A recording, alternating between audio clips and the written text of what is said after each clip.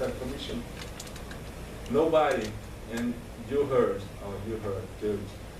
Because I never heard before. So I was doing my research and looking for, and I found this Amistad Commission, and I was very impressed because it is from 2005, and it was created by the New York legislature here in the US, and with a mission. So the New York State Amistad Commission is charged with researching and serving the extent to which the African slave trade, the American slavery and its aftermath and legacy is included in the curricula of New York State schools. So it was created in order to make it possible to review the curricula of the state of New York and to make it possible the teaching of black history, of the history of slavery and the black history after abolition in all schools. All public schools in New York. Just a footnote, did you see the film Amistad? Yes, I saw. Okay, I think if you had that in your talk, it would be useful as indicating why that commission was created at that time. This movie. The movie is from 1996. Yeah, but then that has to be said because the name is a result of the movie and it's re-showing on television and everything else. Yeah, but it was not because of the movie. The name of the movie was emblematic, including because the Amistad was found here in this region, actually close to New Haven, where the black population would like to create the first school there in 1831, including because it was, I think, in 1818 that the Amistad was found there. So this idea of being open to black people was spread probably because of the case of the Amistad ship. Do you know about the Amistad ship, the history? It's very famous, the movie, but then the movie is from the 90s and the commission was created in 2005, but the name was very strong. The Amistad was very strong. But it was not because of the movie. I can tell you because it was a historical demand of the black movement here. As I told you, as I showed the articles asking for this. But the existence of the movie and the name of the movie gave power, gave strength to the creation and to the name, to pick up the name and put in the commission, for sure.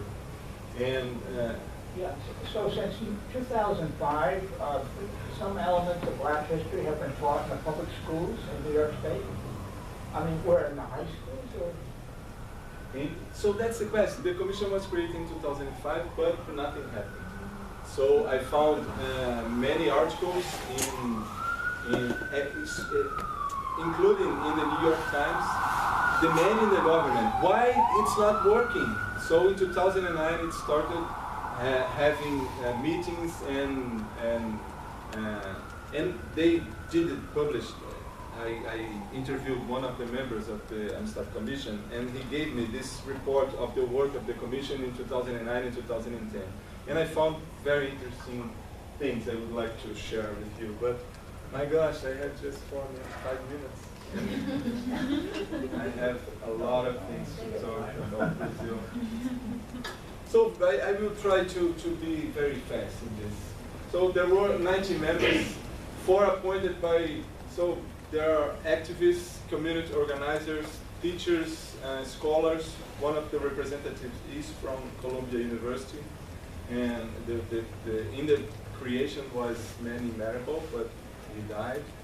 And then Fred Harris, which I interviewed to my research. And there are 3 subcommittees: the resource, the higher education, the P-12 curriculum subcommittees. And during March 2009 and January 2010, they met only 4 times, the commission. Each subcommittees met 5 times to develop recommendations. And they did a survey during this time, which is very interesting. This survey with district representatives and with students in all the state of New York. The students were more than 4,000 responded to the survey. And I would like to tell, my time is finishing, I have a lot of things to say, but it's interesting. One question to the district teachers and representatives, they asked in the survey, which best describe how often your district teachers explore African American history in their teaching. You may choose more than one response, and almost 100% choose only during Black History Month. In Brazil, it's like the same. We have the November 20, which is the National Day of Awareness, Black Awareness, and it's when the teachers normally talk about the African-Brazilian experience. The other question to the students, I think it's really interesting. The question, the survey was responded for more than 4,000 students. And the question was, which best describe how often you learn about African-American history during the school day? And almost 22% said seldom, 58% said sometimes, and almost 9% said never. But this is one of the results of the work of the Amistad Commission during this period, from 2009 to 2010. And I interviewed some teachers, and it is interesting because the Eurocentric bias is still in the curriculum. And it's really hard to change it because the core curriculum is linked to the exam the students have to do. So this exam is called the regency.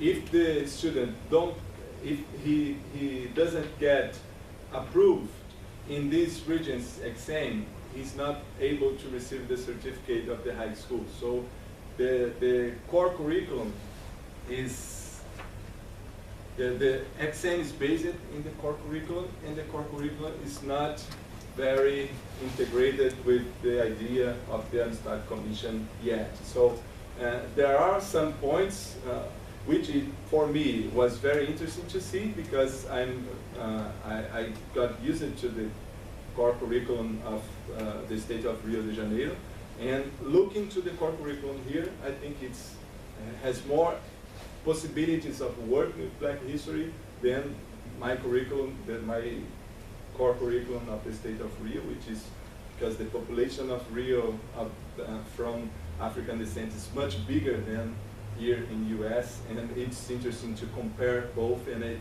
is something I am doing now, so I hope I will have more information on this comparison in the near future.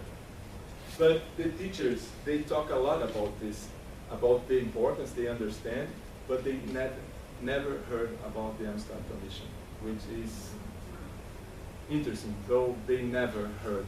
Actually, one of the teachers in the Bushwick High School, she heard because her colleague, she heard 1 week before meeting with me.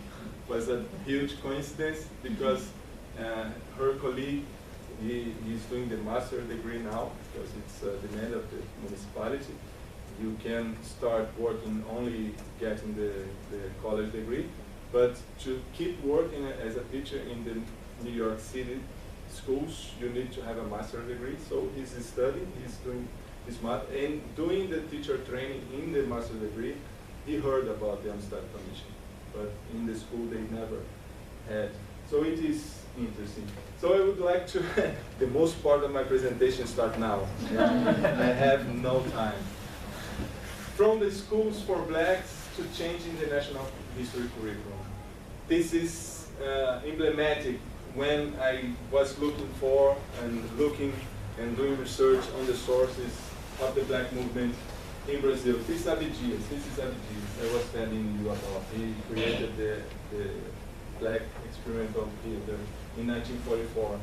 And this is the cover of this section of the Versus magazine, the Afro-Latin America.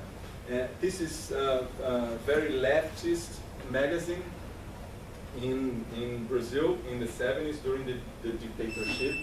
And they opened this part of the magazine to the black movement. So Hamilton Cardoso, Neuza Pereira, and some of the black leaders in São Paulo, they started writing this section, Afro-Latin America, in this important magazine of the lefty side in Brazil.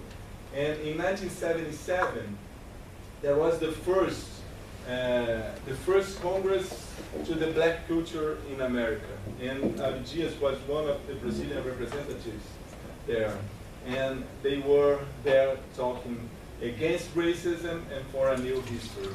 So this was evidently one of the most important demands of the black movement in the struggle against dictatorship and the struggle against racism in the 70s in Brazil. Another evidence that I think is really important is in the creation of the Unified Black Movement, which is the most important organization of the black movement during the dictatorship in Brazil. It was created in 1978.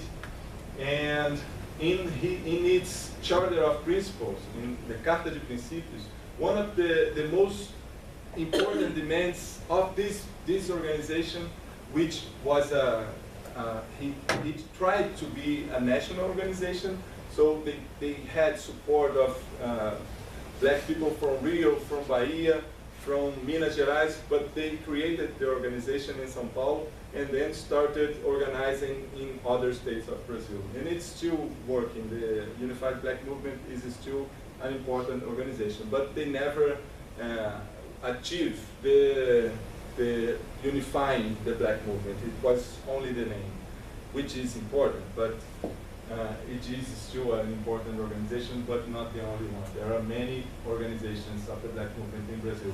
But in its Charter of Principles, they wrote for the reassessment of the role of blacks in Brazil's history. So the idea of changing the curriculum was a very important one to the black movement. For example, they pressured a lot together with other social movements like the Native Brazilian movements and the women's movement, the idea of putting their demands in the Charter of the Constitution in 1988. And they achieved an article in the Constitution, the Brazilian Constitution, which says, teaching Brazil's history will consider the contributions of different cultures and ethnicities for the formation of the Brazilian people. So it was there since the Constitution in 1988, but nothing was happening in schools all around Brazil. For many black movement leaders in Brazil, reassessing the Afro-Brazilian role in history entails direct intervention in the development of curricula, especially history curricula. So they were trying to change the schools and the curricula. There are many organizations, especially in the northeast part of Brazil, that they were organizing and going to the schools, creating textbooks, materials to teach other history of the black people, black history in the schools of Brazil. And they had the Constitution as a support to do that. But the turning point was the signing of the law that made it mandatory the teaching of African and Afro-Brazilian history and cultures throughout all the Brazilian educational system, including, which is different from here, including both public and private schools. And I've been interviewing teachers in Rio de Janeiro. I've been analyzing the core curriculum of the state of Rio de Janeiro. And I would say it's differently from here. All the teachers know about this law. So it is something that everybody knows about. But the teaching and the changing of the core curriculum, for example, is still a big challenge. It's really hard because the Eurocentric bias is still there, and not only in the history curriculum, but especially in the history curriculum. Just to tell you a very quick story, I was giving a lecture in France some years ago, two years ago, with a friend who invited me to talk to his students in a French university, and then we were talking about the history curriculum of his university and my university in Rio. And we found out that the French students, they learn less about Europe history than the Brazilian students.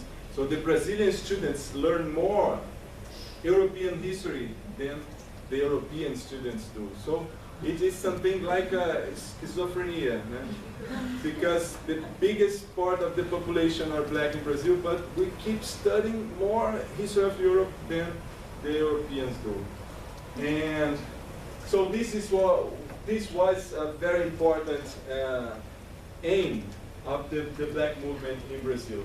And I use it to say, and I keep saying that many historians says that you cannot understand the Brazilian history if you cannot understand the importance of the slave system to the formation of Brazilian society. And I keep saying that as slavery spread throughout the entire national territory, the struggle against it did as well. Just as the system of slavery was a key structuring element of the society, so was the fight to end slavery. So in many parts, in culture, in politics, in economic, you see the struggle against racism and first against the slavery system as an important and structuring element of the Brazilian society. But it's not taught in schools yet.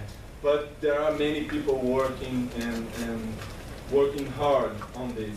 I would give you just an example of how important the resistance of the black people and the production of knowledge and cultural, and how it was important to the creation of Brazilian society and how we see the Brazilian society now. The example I was thinking about is the language we speak in Brazil. So how different the Portuguese we speak in Brazil is different from the Portuguese spoken in Portugal. And not only the words, but the means, the way we say it, it has a lot of African influence and native Brazilian influence too. So it's a different language because it was a language which was formed by the experience, the cultural experience, the experience of the Brazilian people, which have the population of African descent outside Africa. So only Nigeria has more African people of African descent than Brazil. It's more than 100 million in Brazil now. So it's an example. We give many examples. To conclude now, yes, to conclude. The history of the Brazilian Black Front, for example, it's more well known by the Americans than to the Brazilians. When I ask it in my lectures, in classes in Brazil, do you know about the Brazilian Black Front? And nobody knows. It is crazy because it was this important organization with 1,000 people with membership. The history of the Brazilian Black Front and many other black organizations and individuals in different moments throughout the formation of Brazil's society and culture is scarcely studied in schools until today. When Afro-Brazilians are omitted from Brazilian history, students are taught in a disingenuous, inadequate version of their nation, including a full scope of the Afro-Brazilian experience in curricula with a solid theoretical background will prepare students of all races to become better citizens. And to finish, I believe that the role of the Afro-Brazilians and African Americans in ending slavery and in exposing and trying to eradicate post-abolition racism must be researched and taught in schools. This history is an inextricable part of the history of both countries and must be made available to the whole population here and there. It's a matter of democracy. Thank you very much.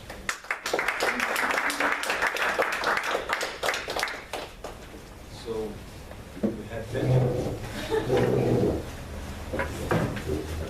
Sure, so first, thank you for this presentation. It was amazing. I'm actually a graduate of historically black knowledge, where it's mandatory that we take African American history. But I wanted to get your thoughts on non-formal ways of educating, right? And I I see that one of the organizations in Brazil like to do that in theater. And I wanted to know just kind of where do you see that playing